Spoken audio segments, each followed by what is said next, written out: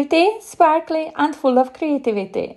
Welcome to my channel. Let's make something beautiful. Hi everyone, so I'm back today again using a color from this gorgeous Mermaid Lagoon Collection, the latest release by Wow Embossing Powder. I've already shared a video using 3 of these colors, and these are the swatches that I've created. These are so stunning. Today I'm going to do something different, even for me. I'm going to use just one color, creating like monochromatic card, but we are going to create different shades to that color. So this is very exciting because I'm going to use some amazing products that I am sure will like. And the secret to creating all the different shades while adding a little bit of a sparkle as well is to use a changer, which is the Glisten I'm going to show you today. Wow Embossing also carries 2 other different changers. One of them is Sheen, which adds a lovely pearly shine and a texture. But today I will be focusing on the Glisten one. So starting off with some of the embossing powder, which is the Moonlight Marina. It's a gorgeous blue powder. And one of the empty pots from the Make Your Own powder. But you don't need to get these empty pots just for this. If you have any empty embossing powder pots, like this is from an old clear sparkle powder, I do like to utilize those as well. So I am going to start mixing 1 part of the blue with 2 parts of this Glisten. So the more or less of the changer you add to your color, the lighter or darker the end result will be. And then here you will see that once I mix it up and I do put the lid back in to give it a good shake and a twirl, I do find it's a bit too light. So I'm coming back and I'm adding another spoonful of the blue. So in this pot now I have equal amount of blue to equal amount of the Glisten. I'm just saying this for reference so you will see how dark or light my background will turn out to be in here. I'm very happy with this combination in here. This is all ready to be used on my card. For my card base I have a 12 by 5 inch card folded in half at 6 inches. And then I have a slightly smaller panel in here measuring 5 7/8 by 4 7/8 of an inch. And I'm brayering the ink from the new embossing ink pad on that. It's a very juicy ink pad, so you don't want to bring it to the cardstock and oversaturate it with ink. A brayer and a light touch goes a long way. I sprinkled my embossing powder mix on top of that, and now I'm going to melt this. And it is going to create this gorgeous glittery blue background for me.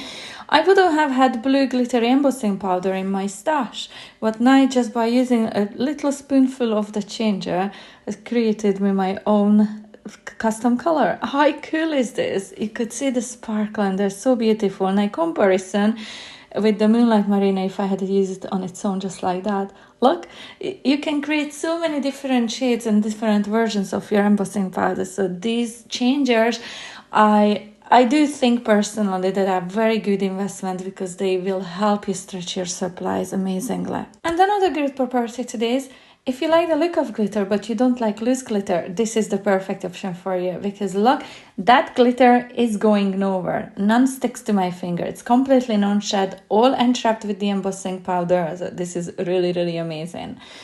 Now I have these sentiment stamp and dies as Alyssa Horton's Crafts. Loading the stamp with the Wow Embossing ink pad, and I am stamping it onto my card, and I'm going to heat emboss this with the Moonlight Marina. I'm using the stamping platform because it's quite a large stamp and I didn't want to miss any areas in there. So I am going to heat set this, and as you can see in here, I'm using the Moonlight Marina as is. I didn't add any changer to this one. I wanted this to be nice, stark and dark sentiment. Heat setting it with my heat tool. And then I'm going to die cut it with the matching dies. So there's 2 different dies that comes with the set with this sentiment. One of them is a more detailed one. The other one will be more of a background to go behind this. So I'm die cutting this one twice once die cutting the sentiment, and was just a plain piece of white card, and I'm going to layer these two on top of each other to make them sturdier. Obviously you don't need to do this. I do like to add dimension to my cards, and I do like my sentiments to be nice and sturdy. And then there's the other die, which you can see is one whole piece. It doesn't cut any little openings into it, just goes behind it, nice white, slightly larger. And I'm just going to layer this on top of that one as well. Then I have die cut a bow. This is a die set by Chloe's Creative Cards, and this is the 3D bow. Die cut all the elements from white card, and now I'm going to heat emboss these again. This is an older ink pad I'm using in here, just showing you that your older ink pad don't need to be discarded at all. Like, mine are still so juicy. I have a couple of these. I still use those as well. Just the reinker. If you have the reinker for the old ink pad, do not reink your new ink pad with it, because it's a completely different formula to the ink, but they work perfectly with your old ink pads. And then here I was going to cut this bit out, but then I decided to leave it in the video to show you that you can use the changers on their own as well. I've seen some of the other DT members doing this, and I thought I'll give it a go. And it turns out absolutely amazing. I created a white, lovely, glittery card in here just by using the Glisten changer. But I did not like this for my card. I wanted it to be blue, so I changed my mind about this. But I wanted to leave this in the video just to show you that there's another option that you can use your changers with. This little pot is the one that we used earlier on for the background. Now I'm adding a little bit more of the blue to it. And this will create a slightly darker shade. Now, it's not going to be massively darker. I could have added more blue, but I decided that I did like the way my card was coming together with this shade. I'll show you just in a little second. So I am heat embossing my bow elements, and I'm just doing this one on camera. The rest of them I will do off camera because it's just very repetitive. But then I will be able to show you the very slight shade difference that I achieved by adding just a little bit more of that blue. But this just to show you that you can control how dark or how light you want your shades to be by adding more or less of the changer or of the color. I hope this made sense. So this is all the elements prepared. Now it's time to assemble the card. I decided to add a piece of vellum behind the sentiment just to separate it again a little bit from the background. And I've cut this piece of vellum to about 3.5 by 4 inches. And I used a corner punch to round those corners of the vellum. I think that just softens it up and goes nicer with that sentiment in there. To assemble my bow, I'm going to use my hot glue gun in here. And no, again, I'm going to get loads of comments about this. Your fingers, Katarina! But honestly, I'm so used to this. Don't try this though if you don't like the heat. If you're not used to the heat, don't try this. You can get little silicone cups for your fingers, or you can use different adhesive mediums to do this with. Honestly, I got burned so many times. I do think my fingertips at this point are insensitive. I don't have any fingerprints left on me. But no, honestly, it does not hurt me at this point. Don't worry, guys.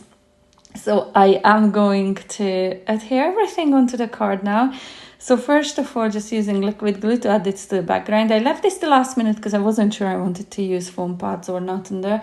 I decided to add the foam pads behind it before adhering this to the vellum. And of course I dropped it in there, so I had to clean everything off. And then I'm adding foam pads behind there as well. So there's 2 layers of foam pads, lots of dimension on this very simple card, which I do think it makes a difference. Especially with making simpler cards, I do like to add dimension to them. And then I'm gluing just the little tails for my bow in there, and then the bow itself. And then I will add a little dot of glue behind that bow too, that will hold everything nicely down again onto my card as well in there. And just to decorate or finish decorating the card, I decided to add some white pearls. Very simple, keeping it with my neutral or monochromatic colors as well.